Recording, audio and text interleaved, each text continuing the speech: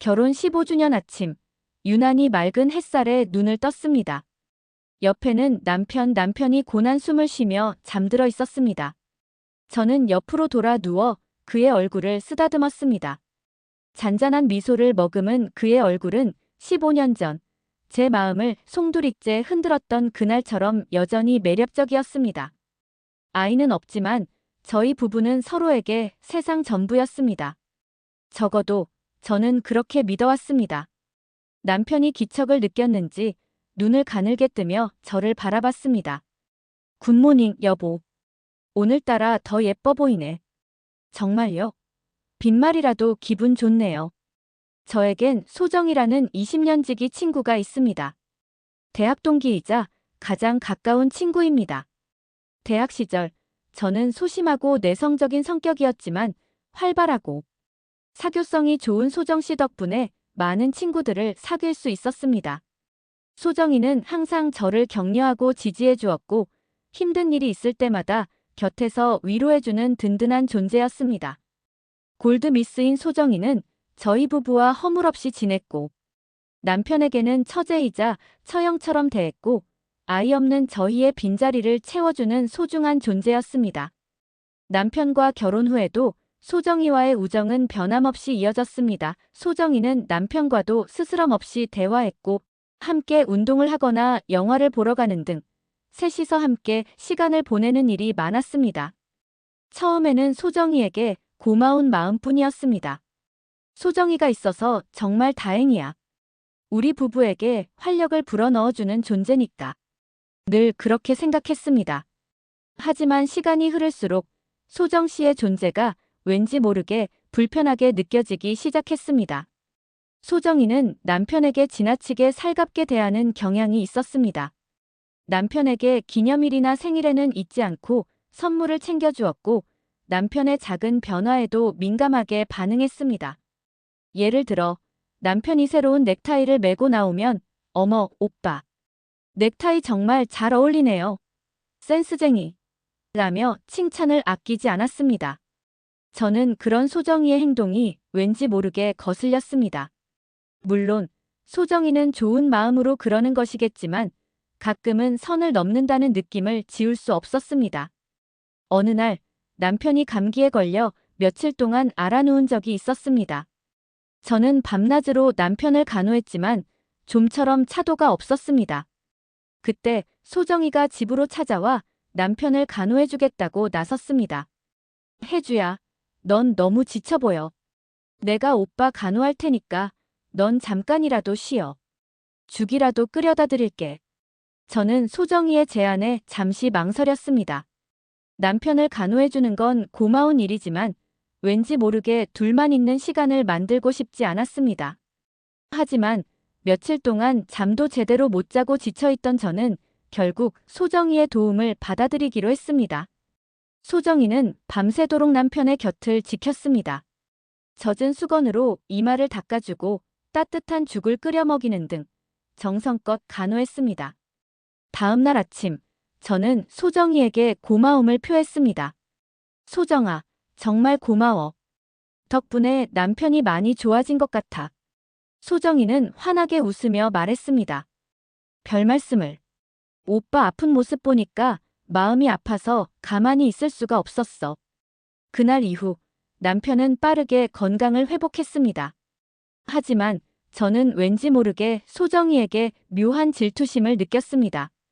소정이가 남편에게 쏟는 관심과 애정이 마치 연인 사이에서나 볼 수 있는 감정처럼 느껴졌기 때문입니다. 저는 소정이의 마음을 의심하고 싶지 않았습니다.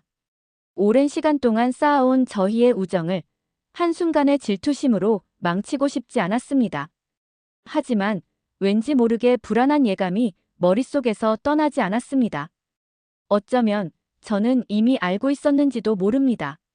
소정이의 깊어지는 우정 속에 숨겨진 감정이 존재한다는 것을. 그리고 그 감정이 저희의 평화로운 일상을 송두리째 뒤흔들 거대한 폭풍의 씨앗이 될 것이라는 것을요. 오늘은 결혼기념일. 특별한 날이니까 근사한 레스토랑에서 저녁을 먹기로 했습니다. 오후에는 오랜만에 절친한 친구 소정이에게 전화가 왔습니다. 소정 씨는 저의 대학 동기이자 가장 가까운 친구입니다. 골드미스인 그녀는 저희 부부와 허물없이 지냈고 함께 여행도 다니며 아이 없는 저희의 빈자리를 채워주는 소중한 존재였습니다. 오늘 저녁 너희 결혼 기념일이지? 축하해, 혜주야. 맛있는 거 많이 먹고 행복한 시간 보내. 고마워, 소정아. 넌 뭐해? 혹시 시간 되면 같이 저녁 먹을래?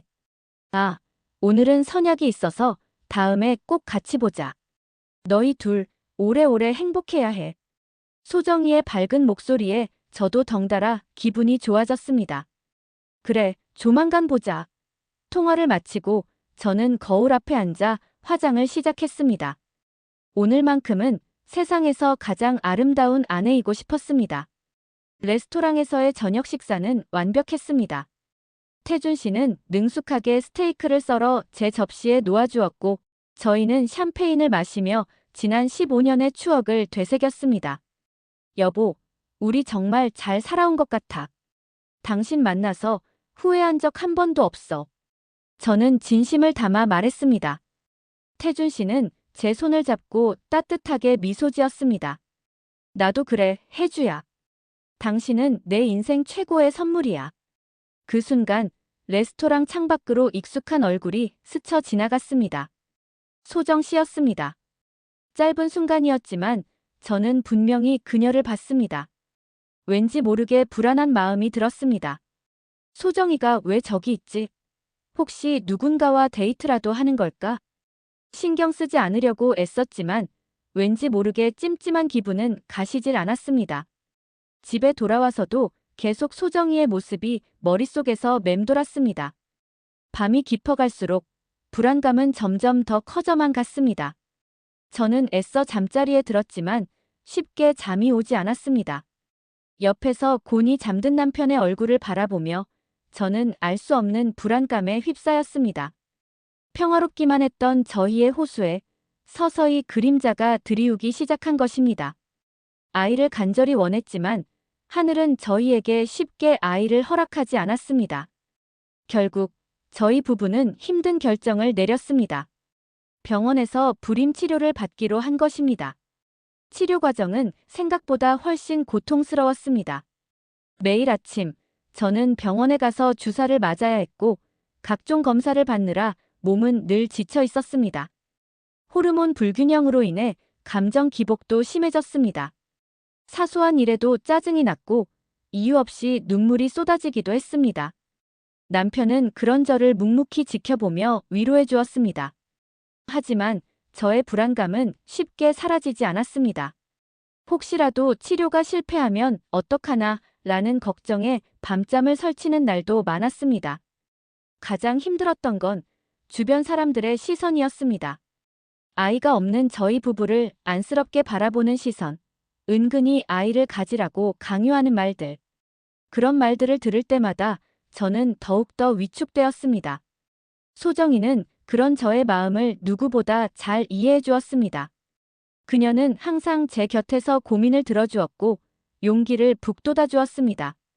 혜주야, 너무 힘들어하지 마. 아이가 없다고 해서 내 인생이 불행해지는 건 아니잖아. 너는 충분히 행복할 자격이 있어.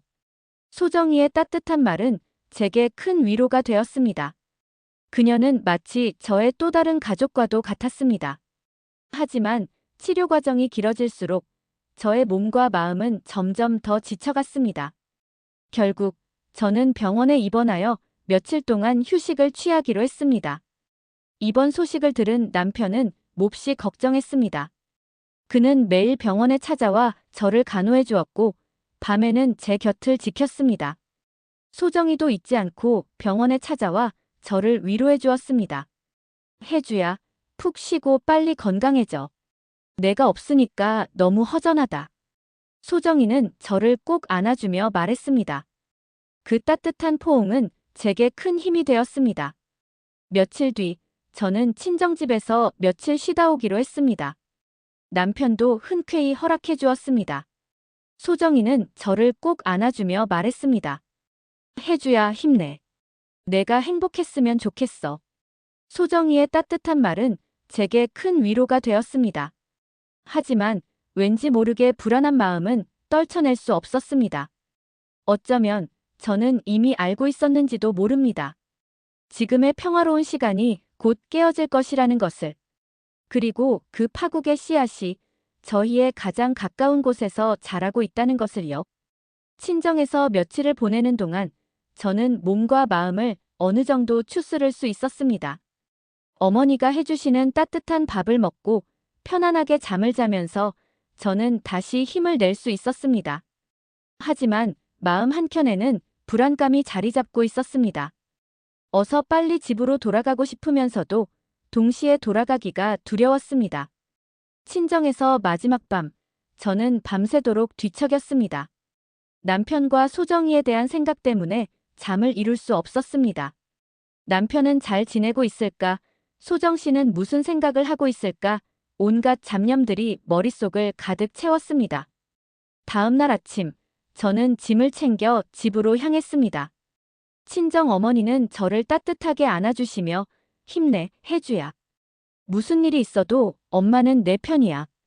라고 말씀해 주셨습니다. 어머니의 말에 저는 용기를 얻고 굳게 결심했습니다. 무슨 일이 있어도 저는 이 가정을 지켜낼 거라고. 집에 도착한 시간은 오후 늦은 시간이었습니다. 현관문을 열자 낯선 침묵이 저를 맞이했습니다. 평소에는 퇴근한 남편이 반갑게 맞아주었을 텐데 오늘은 아무도 없었습니다. 여보, 나왔어.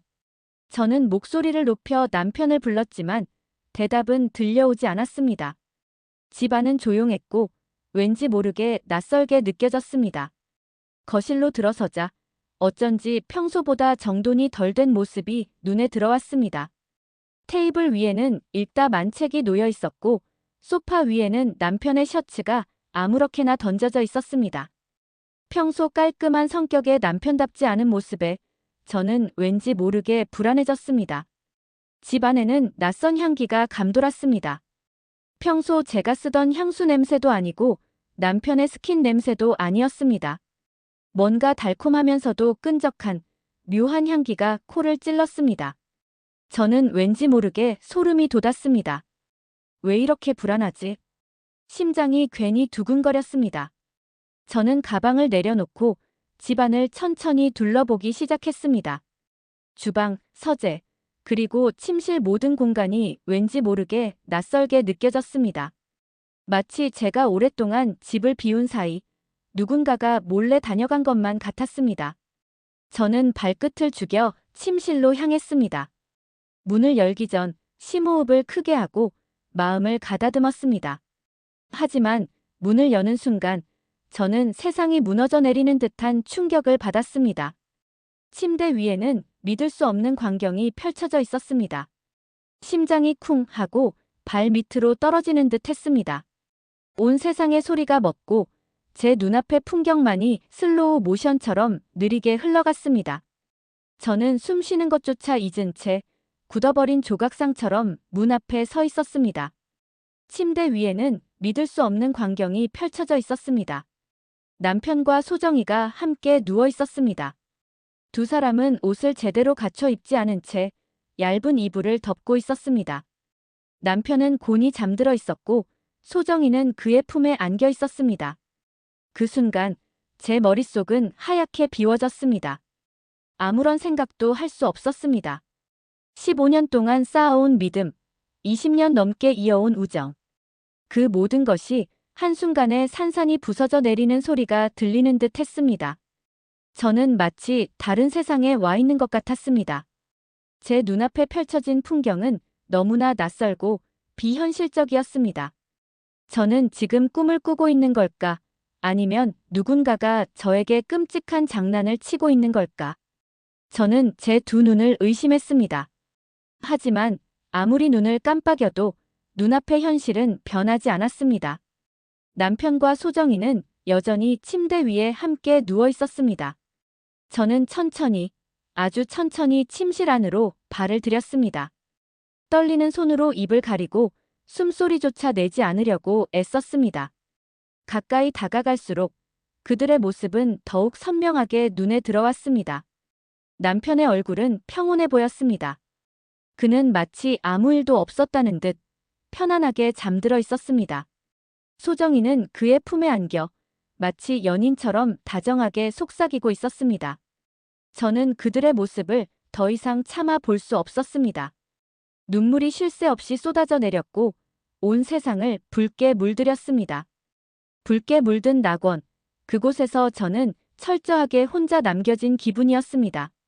저는 떨리는 손으로 침대 옆 협탁 위에 놓인 액자를 집어들었습니다. 액자 속에는 남편 소정이, 그리고 제가 함께 웃고 있는 사진이 담겨 있었습니다. 행복했던 우리의 모습이 담긴 사진을 보며 저는 더욱더 절망에 빠졌습니다. 갑자기 억눌렸던 분노가 솟구쳐 올랐습니다. 저는 액자를 힘껏 바닥에 내던졌습니다. 쨍 하는 소리와 함께 액자는 산산이 부서졌고 유리 조각들이 사방으로 흩어졌습니다. 액자 깨지는 소리에 놀란 듯 남편이 먼저 눈을 떴습니다.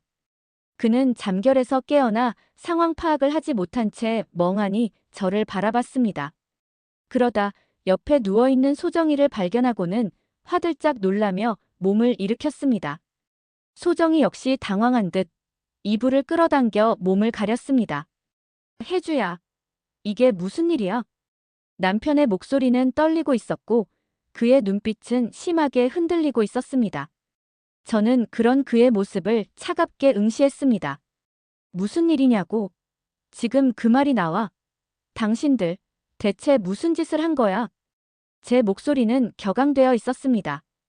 분노와 배신감에 휩싸여 저는 이성을 잃어버릴 것만 같았습니다. 남편은 당황한 듯 변명을 늘어놓기 시작했습니다.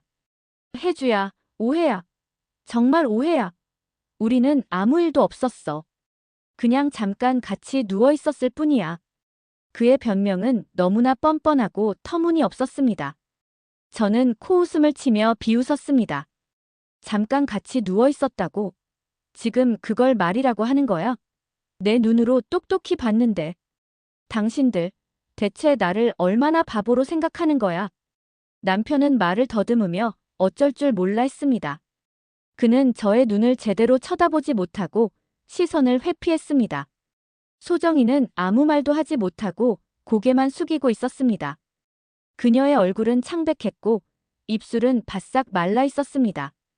저는 그런 그녀에게 날카로운 시선을 던졌습니다. 소정아, 너는 할 말이 없어.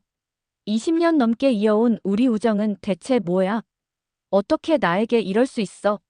소정이는 한참 동안 침묵을 지키다가 겨우 입을 열었습니다. 그녀의 목소리는 작게 떨리고 있었습니다. 혜주야, 미안해, 정말 미안해. 저는 소정이의 사과에 더욱 격분했습니다. 미안하다고. 미안하다는 말 한마디로 다 끝낼 수 있다고 생각해. 너는 내 인생을 망쳐놨어. 내 결혼 생활을 엉망으로 만들어놨다고. 저는 눈물을 쏟으며 소리쳤습니다. 15년의 결혼 생활, 그리고 20년 넘게 이어온 우정이 한순간에 무너지는 소리가 들리는 듯 했습니다.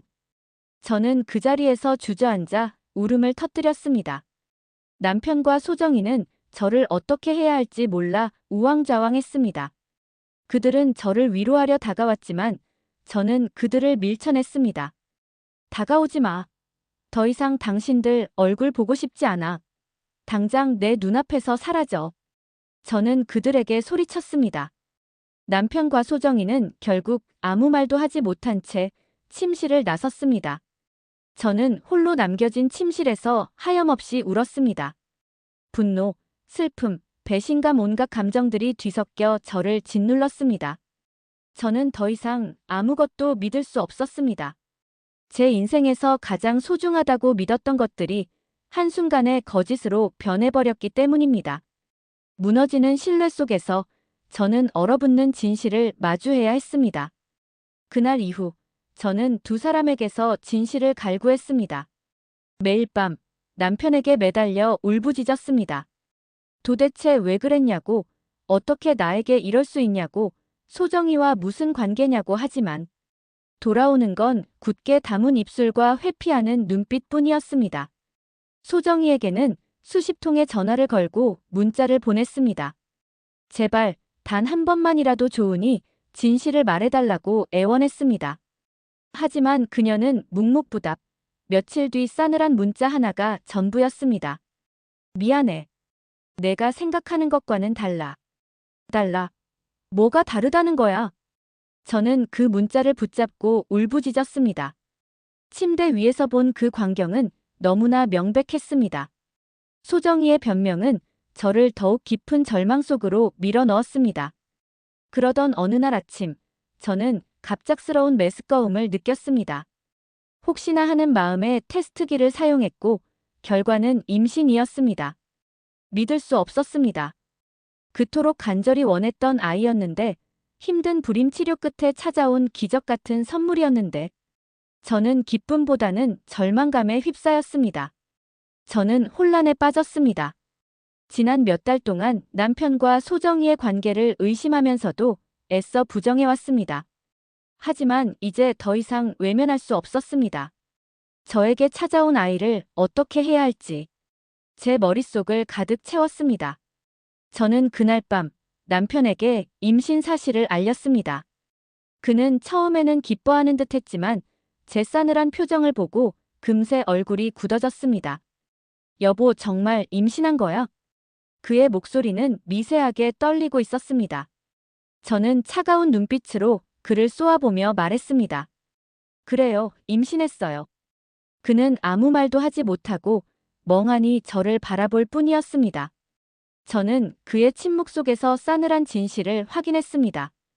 그날 이후 저는 남편에게서 완전히 마음이 떠났습니다. 그는 더 이상 저의 남편이 아니었습니다. 그는 저의 인생을 망쳐버린 배신자일 뿐이었습니다. 저는 부서진 조각들을 하나하나 주워 담으며 앞으로 어떻게 해야 할지 고민했습니다. 저에게는 뱃속에 아이가 있었습니다. 저는 아이를 위해 강해져야 했습니다. 저는 과거에 행복했던 삶을 버리고 새로운 삶을 시작하기로 결심했습니다. 하지만 제 마음속에는 분노와 복수심이 들끓고 있었습니다. 저는 그들에게 복수하고 싶었습니다. 저에게 씻을 수 없는 상처를 준 그들에게 똑같은 고통을 되돌려주고 싶었습니다. 저는 밤낮으로 고민했습니다. 과연 어떤 길을 선택해야 할까요? 어떤 것이 저와 제 아이를 위한 최선의 선택일까요? 하지만 쉽게 결론을 내릴 수 없었습니다. 제 마음속에는 복수심과 용서, 분노와 슬픔, 희망과 절망 온갖 감정들이 뒤섞여 소용돌이치고 있었습니다. 그러던 어느 날, 저는 남편으로부터 연락을 받았습니다. 그는 며칠 만에 처음으로 저에게 전화를 걸어왔습니다. 혜주야, 제발 한 번만 만나줘, 할 말이 있어. 남편의 목소리는 너무나 절박했습니다. 저는 그의 전화를 받을까 말까 망설이다가 결국 그의 제안을 받아들이기로 했습니다. 다음 날, 저는 남편과 카페에서 만났습니다. 그는 초췌한 모습으로 저를 기다리고 있었습니다. 그의 눈은 붉게 충혈되어 있었고 얼굴은 헬쑥해 보였습니다. 남편은 저에게 무릎을 꿇으며 용서를 빌었습니다. 혜주야, 정말 미안해. 내가 다 잘못했어. 용서해줘. 저는 차가운 눈빛으로 그를 내려다봤습니다. 그의 사과에는 진심이 담겨 있지 않았습니다. 그는 단지 자신의 죄책감을 덜고 싶어 하는 것 같았습니다. 당신이 뭘 잘못했는지 알고는 있어요? 제 질문에 남편은 고개를 숙였습니다. 그는 아무 말도 하지 못했습니다. 저는 웃으며 말했습니다. 당신은 나를 배신했고 내 인생을 망쳤어요. 그리고 내 아이의 아버지가 될 자격도 잃었어요. 남편은 고개를 들고 저를 바라봤습니다. 그의 눈에는 눈물이 고여 있었습니다. 혜주야, 제발 아이만은 포기하지 말아줘. 내가 다 책임질게. 저는 냉정하게 대답했습니다. 당신은 아무것도 책임질 수 없어요. 당신은 이미 모든 것을 망쳐놨으니까. 저는 자리에서 일어나 카페를 나섰습니다. 남편은 저를 붙잡으려 했지만 저는 뿌리치고 걸음을 재촉했습니다. 카페를 나서는 순간 저는 소정이의 모습을 발견했습니다. 그녀는 카페 창밖에서 저희를 지켜보고 있었습니다. 저는 소정이를 향해 차가운 미소를 지어 보였습니다. 소정이는 당황한 듯 황급히 자리를 피했습니다. 저는 그녀의 뒷모습을 바라보며 복수심을 불태웠습니다. 이제 저는 복수의 길을 선택하기로 결심했습니다. 저는 그 두 사람에게 제가 겪었던 고통을 그대로 되돌려줄 것입니다. 그들의 행복을 파괴하고 그들의 인생을 망가뜨릴 것입니다. 끝까지 시청해 주셔서 감사합니다.